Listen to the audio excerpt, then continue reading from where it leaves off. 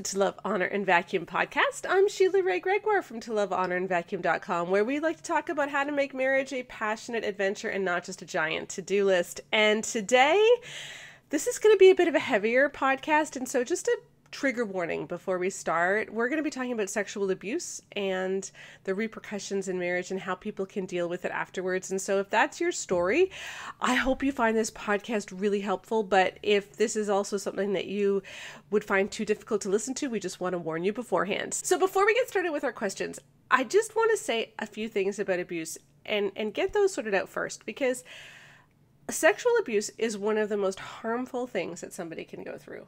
You know, the Bible talks about sex as being a deep knowing of someone, like a deep, intimate knowing. And what abuse does is it takes something which is supposed to be a deep knowing and it turns it into just a using and a taking. And so, in essence, when you're abused, the abuser is saying, I don't want to know you. You don't matter. You only exist for how I can use you. And that's one of the reasons why it's so terrible, because it almost erases you as a person. And that's never been God's design for us. But that's why it can hurt so much. And we need to find ways, and thankfully there are ways, and we'll talk about some of them in this podcast, to reclaim some of that and to get healing, because God doesn't want you stuck. And it breaks our hearts that so many people have walked through that. I also want to say sometimes the reason that abuse can be so confusing is that you can actually feel aroused during abuse. And this is what a lot of people don't understand. It's something called arousal non-concordance, when your body acts in a way that your brain doesn't want it to.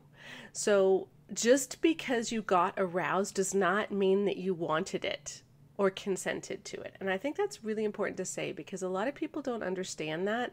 Your body can act in ways that you don't want it to. And especially when you're being abused, the trauma response goes off, like the fight, flight, or freeze response goes off, which means that everything is heightened. And that can actually make it sometimes easier to get aroused because of that heightened. And so it does not mean that you wanted it at all.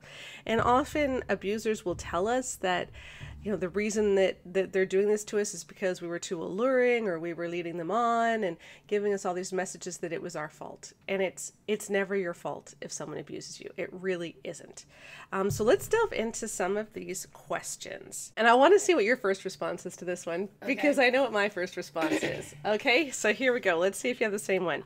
So this woman asks, one thing I'd like to read about is how to be intimate when dealing with flashbacks of sexual abuse. And we'll deal with that in a sec. But it's the second part that I find really interesting, especially when the abuser is someone in your family that you have to see a few times per year. Why do you have to see them? Okay, same response. That's what I was wondering too. No, if someone sexually abused you, why do you have to see them? Mm-hmm. And this is part of the problem when sexual abuse happens in families, I think, is that often the impetus on the part of families is to keep the family together. Yeah. And to make everything look like it's all hunky-dory. And so what we need to do is we need to make the abused person forgive. Yeah, and if it's like a parental figure or a grandparent who did the abusing, like, there is no reason that you need to see them. And if you're trying to keep kind of everyone happy, which I know people who have been abused tend to be more compliant and tend to be more people-pleasing, just studies have shown. Not everyone, but it's more likely. But if you've been abused, you don't need to see that person. There are some situations that are more complicated if it's not clear who the abused party was, because especially when it's kids, often abused kids abuse their siblings, and their siblings are all like, it just becomes very messy if you're in a really, really bad situation. And I've worked with some of those kids in jobs, and it is more complicated in those areas.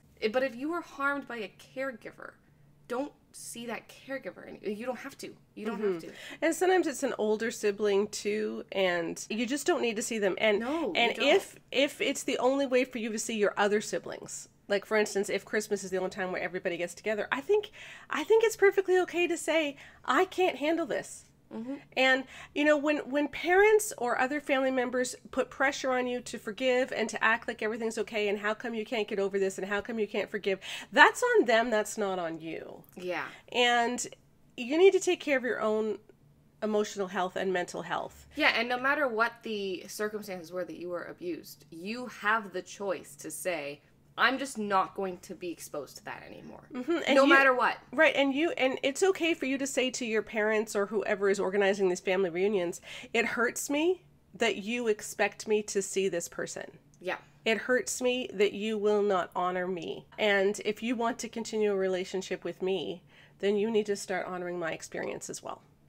And I think that's perfectly okay. There's another question about flashbacks, so let's get into that as well. So here, she asks, I am currently in a serious relationship where we will most likely be getting married next summer. We are both virgins and have committed to safe sex for marriage. I have a difficult past in that I was sexually abused by my father and a pastor for many years, though never penetrated. Okay, it doesn't matter if you weren't penetrated. You don't need to give any caveats like it wasn't that bad. No, it was bad. It doesn't matter whether it was penetration or not. And I think bad. she's getting the caveat because she wants to know that she's still a virgin. But like, it's okay. Like, even if you had been raped with penetration, that doesn't take away from the virginity aspect of it. Like, you still haven't had sex. You've only been raped, right? Yes, you have not had consensual sex. So and we really need to change the terminology around that, because by stressing virginity, we do really shame sexual abuse survivors. So we need to change that. Okay. So she was raised in the purity movement. Oh, there we go. There you go. I've gone through extensive counseling concerning the abuse, and I really feel like I've emotionally healed from it. I've released my abusers to God, I have made strict boundaries, and now I have peace about the past. Good.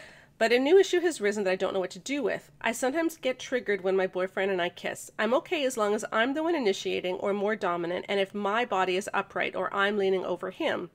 But anytime he becomes more passionate or dominant in the kissing, or if his body pushes me backward even slightly, I panic because I have a flashback of the day my dad leaned over on top of me and kissed my neck and molested me. The trigger is so strong. I don't like being on my back at all with anybody looking over me, such as a chiropractor. It makes me feel trapped, powerless, and exposed. I feel incredibly safe with my boyfriend, and he is a very gentle, tender-hearted man, nothing like the abusers in my life. But these certain positions and moments of passion just feel so repulsive to me at times and remind me of how I felt used and completely out of control around my abusers.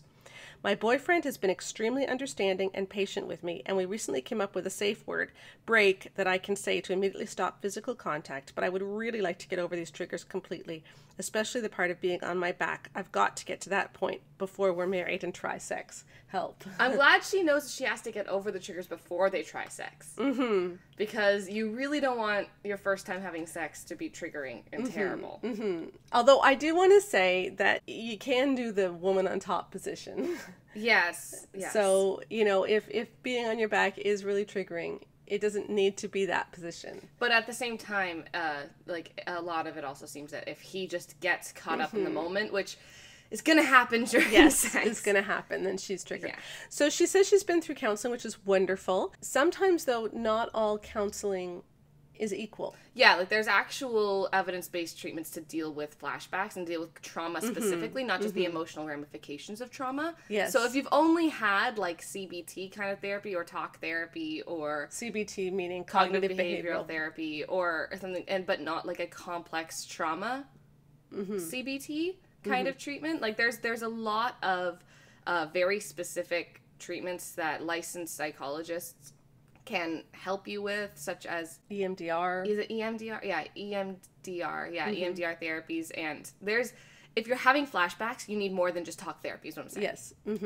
And they really can be very helpful. Yeah. So I think it's wonderful they've got a code word. Sorry, and by talk therapy, I don't mean, like, because there's some of these specific trauma-related treatments are in the form of a talk therapy. I'm talking about a normal kind of talk therapy you would go to see for emotional distress, not for trauma. That's what I mean. Finding someone who's been trained in trauma therapies is so important.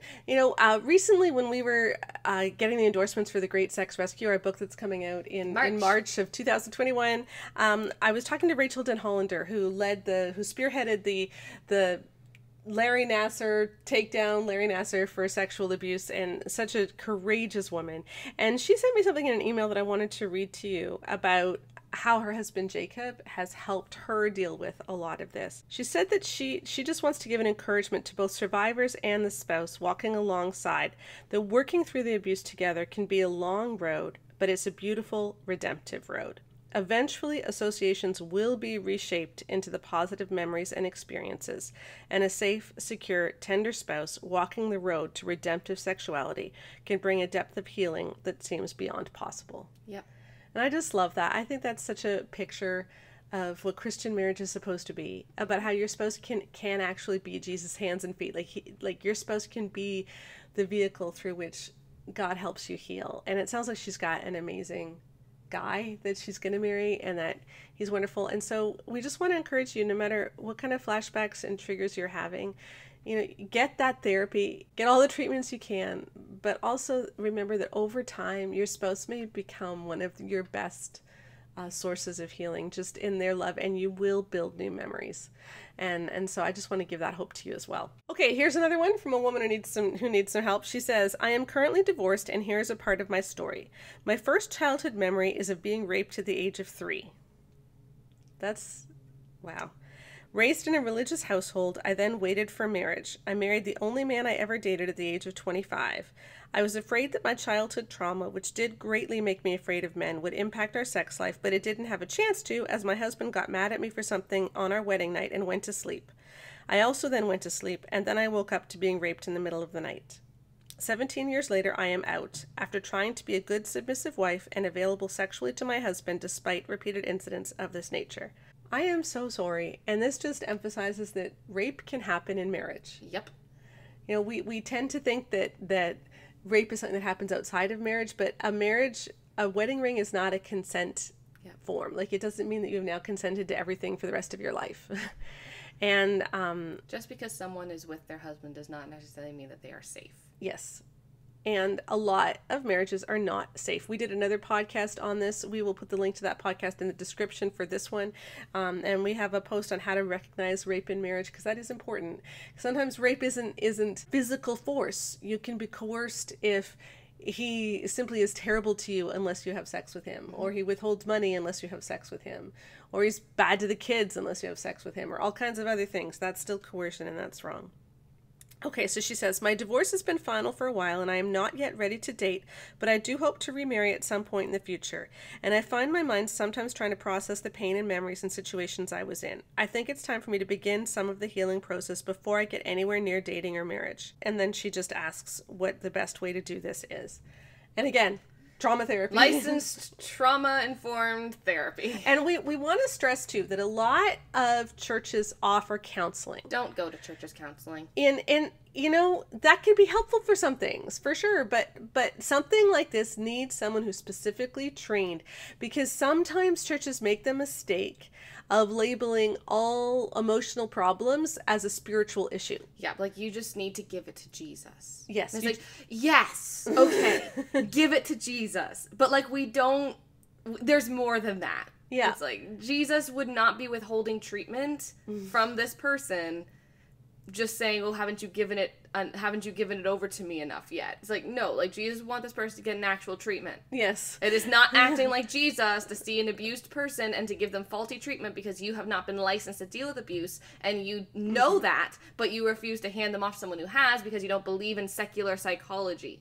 That is not like Christ. But trauma does have effects on the brain. Yeah, you do see increased metabolic activity in areas of the brain that have to do with your fear response, your fight or flight area, your emotion and processing. So in essence, they're kind of always in this panic mode, more so than people who haven't been mistreated like this. Yeah, so you never, because you were in fight, flight, or freeze, and you never got to resolve that. And so trauma therapy helps you tell your body that, hey, I'm not at risk anymore. I'm safe. Because your body doesn't feel safe after trauma. Yeah. And your brain is actually trying to protect you. Like, your brain's trying to be good to you. Your brain's trying to make it less likely that you will have trauma. Which is often why, if you've been sexually abused, your brain's like, yeah, we don't want to have sex. Yes. Because that's your brain has learned sex equals abuse, right? So it's just horrible. So your brain's trying to be good to you, but in doing that, it's actually making your life a little bit harder now. And so going to a therapist can help. This is not your fault. It's not that you don't have enough faith. It's not that you haven't forgiven.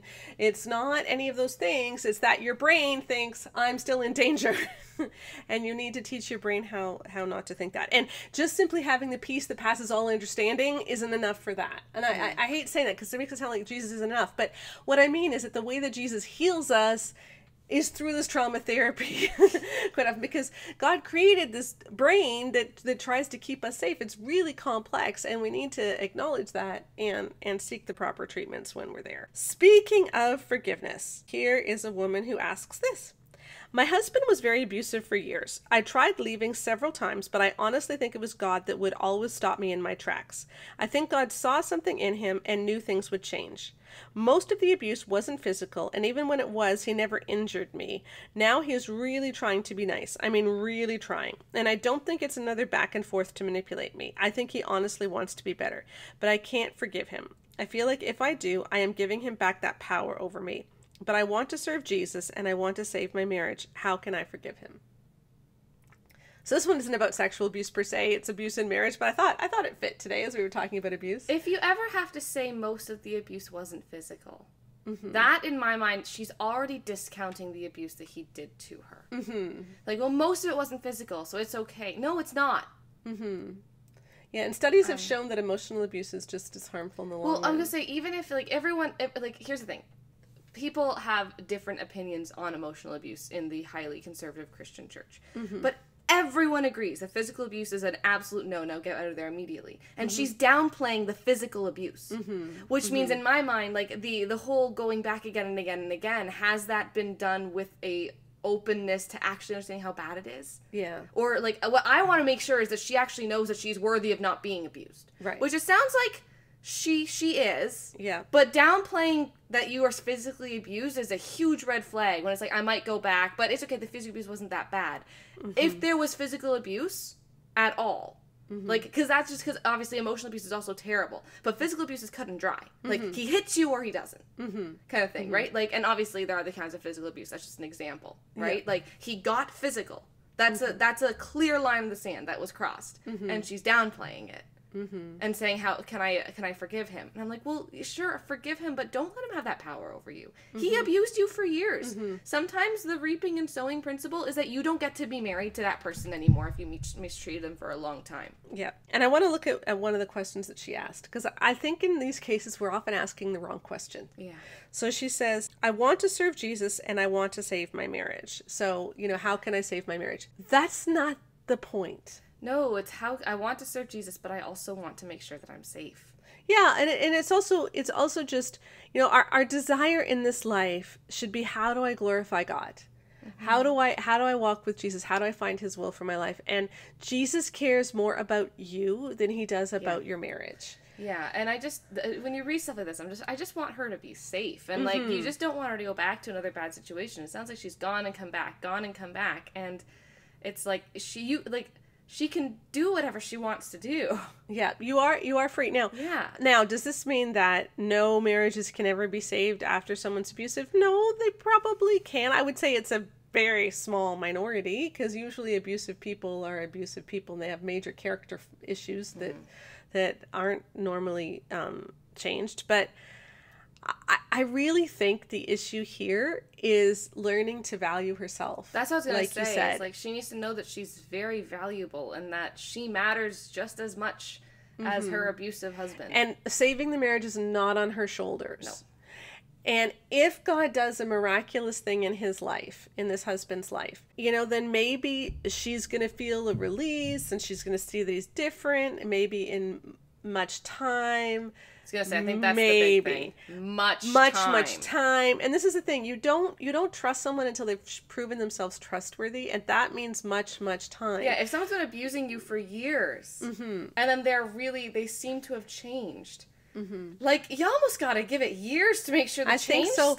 But the other thing is that the way that you tell whether someone has really changed is the reason that they've changed. Because a lot of people change in order to save the marriage. Again, wrong emphasis. So they do what they need to do in order to keep the marriage together, and then once the marriage is together, they go back to their old ways. The way that you tell if someone's changed is whether they change for themselves. And I think... Or simply because it's the right thing to do. Right, and that's what I mean. Because God's gotten a hold of them and they want to change because they know it's the right thing to do, regardless of whether they get their wife back or not. Or their husband back if the wife is the abusive one. This is my take on Psalm 51, okay? And I've shared this a couple times in the blog, but I was always really confused. When David wrote Psalm 51, he was repenting of sexually abusing Bathsheba. sending Uriah to his death, all of this stuff.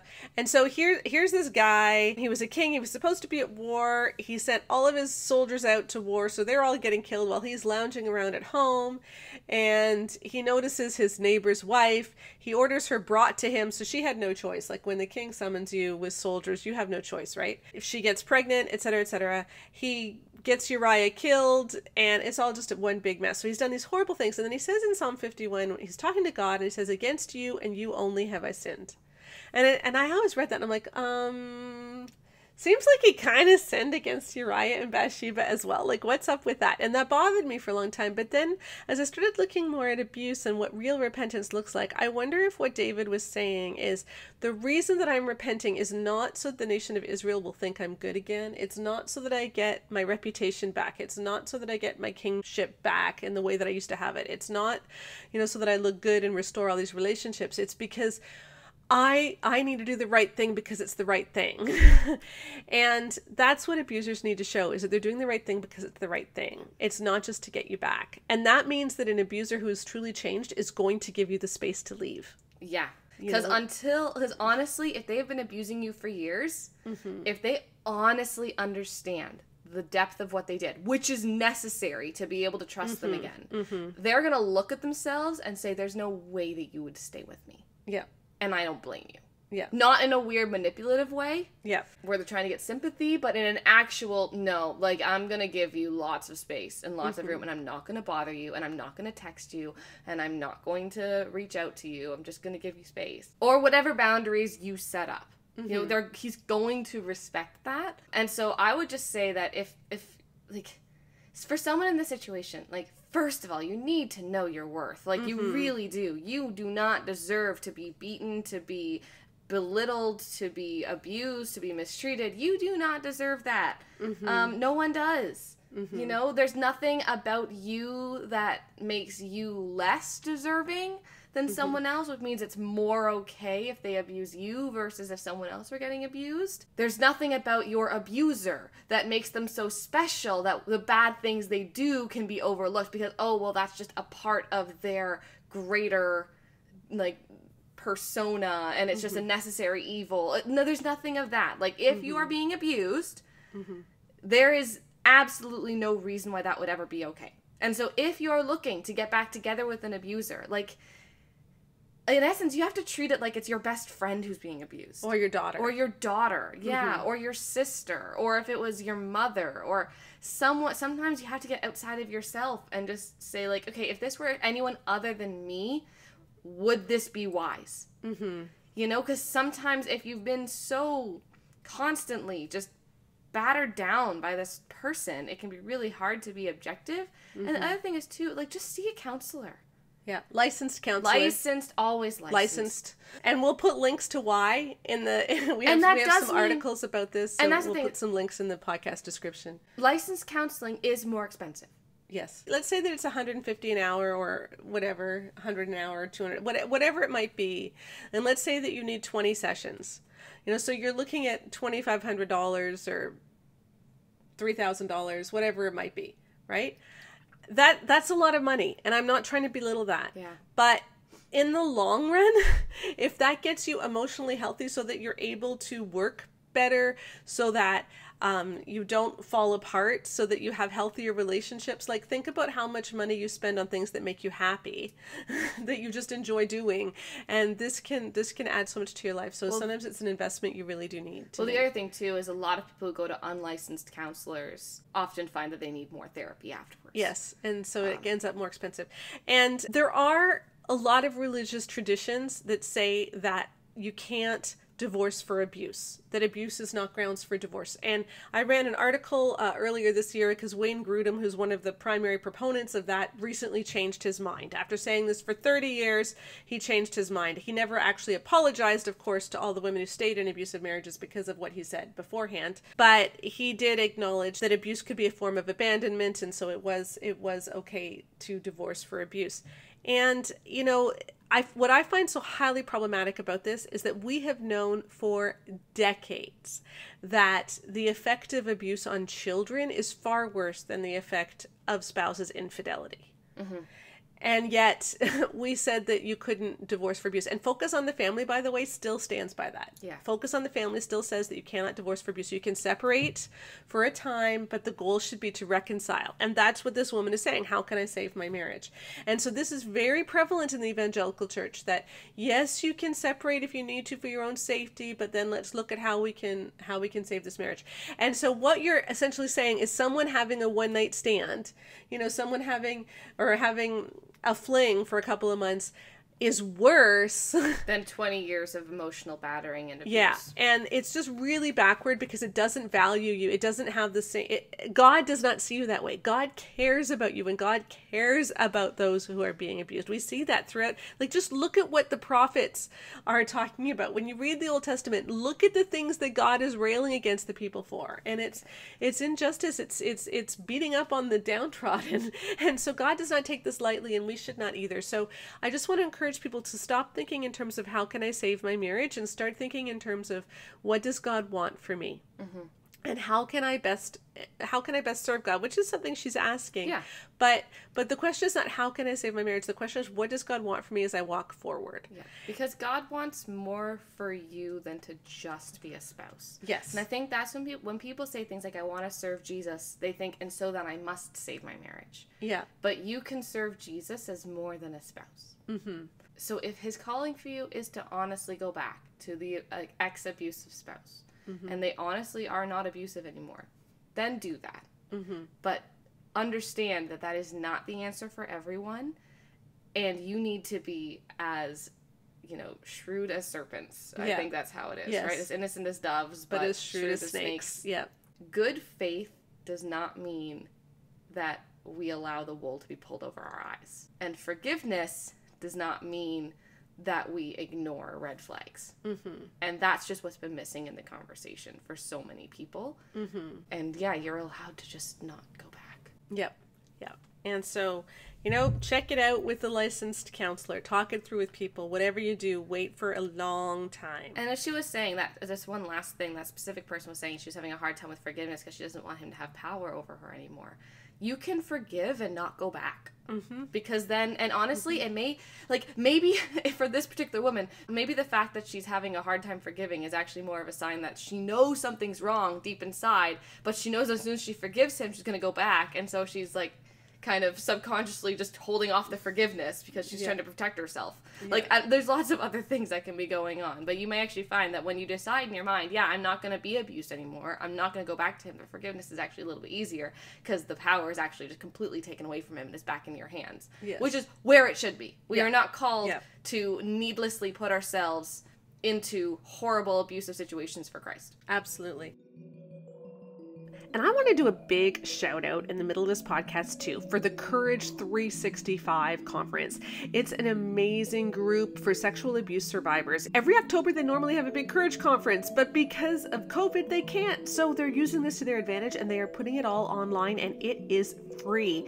It's run by my friend Ashley Easter. She knows so much about sexual abuse. She's become an amazing advocate, and it's for any survivor or advocate who wants to learn more about this, who wants to experience some healing, some breakthroughs, who wants to hear from experts. It's amazing. It's a free event which is going to include daily empowerment mini videos, weekly healing and empowerment challenges, and small face-to-face groups inside of Facebook meeting rooms. And they're also going to have weekly keynote speaker presentations followed with live Q&As by leading voices including Leah Remini, yes, that Leah Remini, like the one from The King of Queens, and Scientology and the aftermath and all of that. Nationally known predator deception expert Jimmy Hinton, and so many more. And so do check it out. I've got the link in the podcast description here. It starts today, October 1st, and goes for 30 days through October 30th. It's totally free. And if you are a sexual abuse survivor or an advocate, it's such an amazing resource, and please make use of it.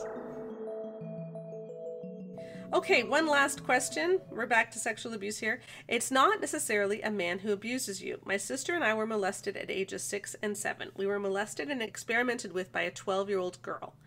I was the younger victim. This went on for some time until we literally moved away due to my parents' separation. We were children who were afraid to say anything. I was later drugged and date raped at 15 years of age. I married at 18 and never understood what sexual relations were supposed to be until I was married for 40 plus years. Now, after 48 years of marriage, we are figuring out what God had in mind. The scars were deeply embedded in my fragile mind, and if it were not for a gentle and kindly understanding husband, I would be forever trapped in that abuse. It took many years of good counsel from a therapist and excellent reading material to unlock the child to allow biblical sexual freedom to emerge in me.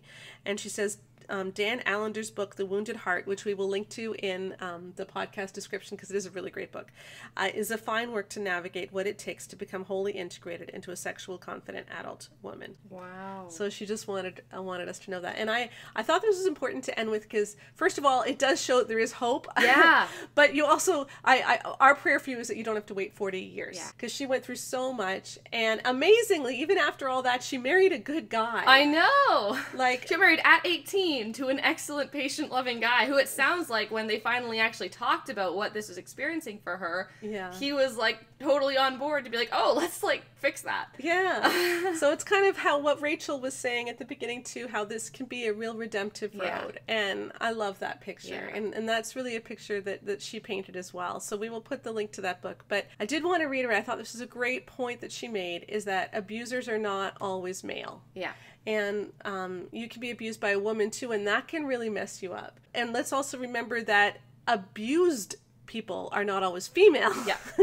Because many men, I think it's 1 in 6, is it? I think, yeah, they estimate around 1 in 6, but it's really difficult because there's much more shame and stigma around being abused as a man, and so fewer men are willing to say that they were abused than women. And remember that abuse isn't just penetration, as the one woman said. It can be touching. It can even be showing very young kids pornography. It can also be abusive and is illegal in many places, by the way. It's illegal here. Yes. It's hard to know. We always have problems as Canadians talking about what's illegal in the States because you guys have like 50 it's so different weird. We just have most of this stuff is federal. Yeah, all our stuff, our criminal stuff is all federal. It's not province wide. So we always find that weird how like something can be illegal in 17 states but not in like the other ones. Exactly. But I'm sure you guys find that even weirder than we do. But anyway, sexual abuse is a real thing. And the fact that they were abused by a girl who was 12, I'm pretty sure that girl who was 12 was probably also abused herself. Yeah. Which is what is so awful as well. And, because often when we're abused, we need to work it out. We need to figure this stuff out. And my husband, when he was doing his medical school, he did research projects for several summers. That was his job. He was in a pediatric abuse clinic, and they were looking at pediatric abusers. So children who were abusers, and the majority of them had also been abused. And so this is a real problem, and this is why we need to get kids help when it doesn't mean that all kids, by the way, abuse. Like, no. The vast majority do not. But it just messes you up in so many ways. Abuse messes you up. And usually you end up messing yourself up, not other people. Like, usually you end up punishing yourself in some way. You get into bad relationships, you choose bad partners. I'm so glad this woman didn't. I know. Like, way to go. Like, that's wonderful. But we need to be real about this, and let's get the help that we need, which means we need a lot more trauma-informed therapists. And if I just want to do a shout out to, I know a lot of people who read my blog are thinking about going into counseling, and I think that's a wonderful calling. Because we need more counselors. And churches, we need more counselors on staff, but please choose licensed counselors. Yes. And licensed counselors have been specifically trained in more than just biblical counseling. They know evidence-based therapies of what has been shown to work. Yep. They understand that not everything is just a spiritual failing, that there are real biological things that affect the brain and that need help. But and on top of that, they're also able to differentiate between when something needs medication versus when someone maybe should go more on just a talk therapy basis. Yes. Like, everyone has this idea that as soon as you become a licensed counselor, you're just pushing pills the whole time. First of all, counselors are not able to prescribe. They have to get a referral. But also, most psychology schools, at least in Canada, it's very well understood that you don't do medication long term unless you have to. It's not like we're just trying to medicate everyone. It's like, no, medication is a tool used for many, but Also, a lot of people do just simply need someone to talk things through. Yeah. And there is a difference there that you are trained to figure out. Mm-hmm.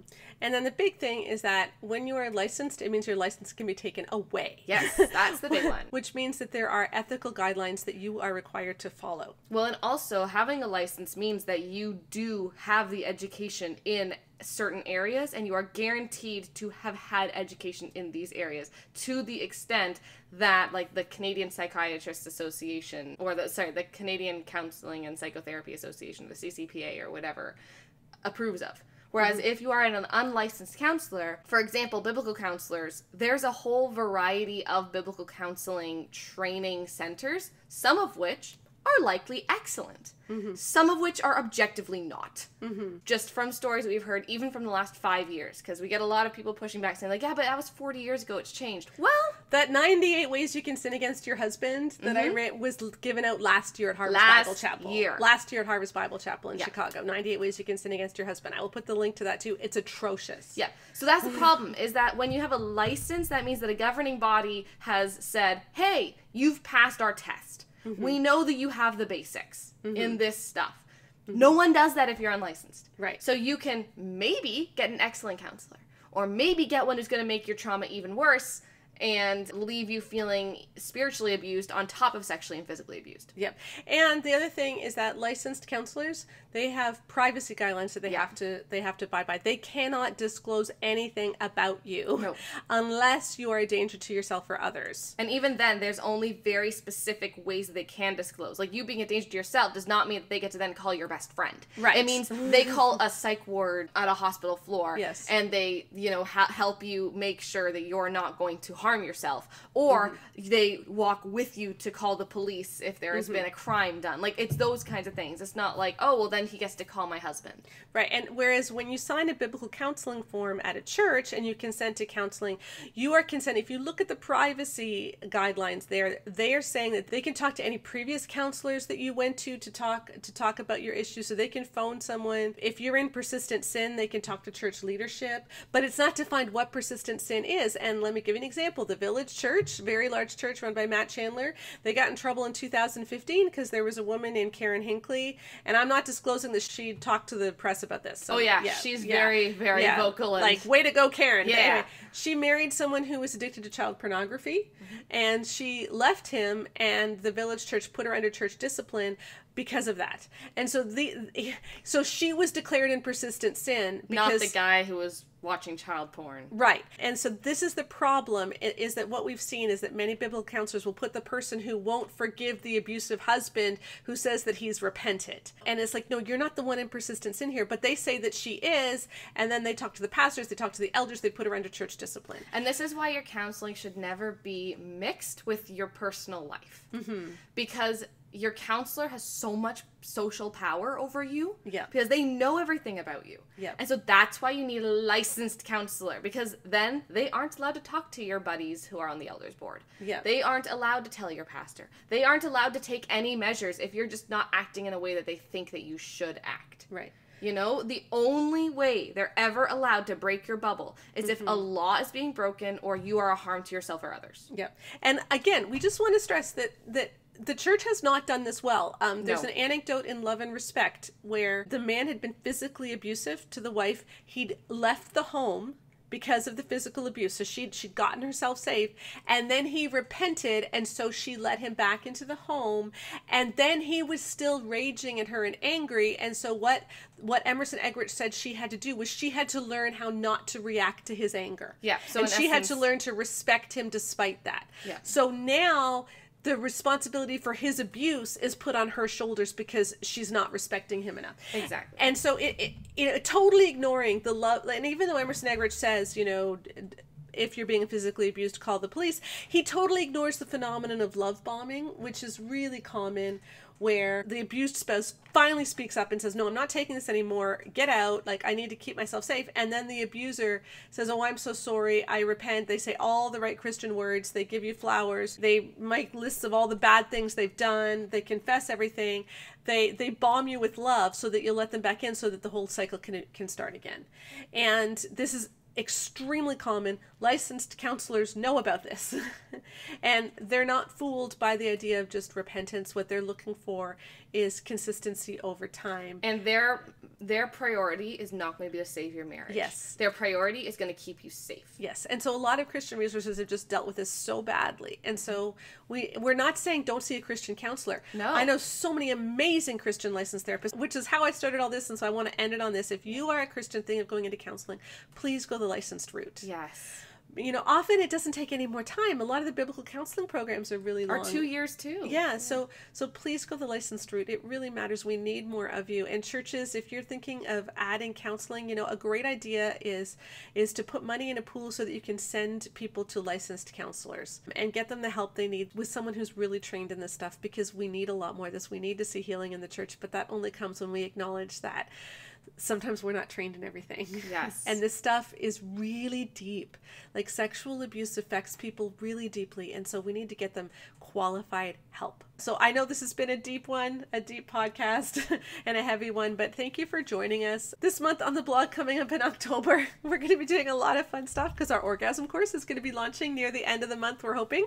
That's what we're planning on. And so we're going to change gears. We're not going to talk about abuse. We're going to talk about, you know, orgasm, having fun, building sexual confidence, all that great stuff. We just did libido in September, which was kind of heavy actually, but we want to turn to some really fun stuff and help women experience some breakthroughs in October. So come on and join us to loveonandvacuum.com. And remember, if you like this podcast, do rate it 5-star and leave a review because it helps other people find it. So thanks for joining us, and we will see you next week again on the To Love, Honor, and Vacuum podcast.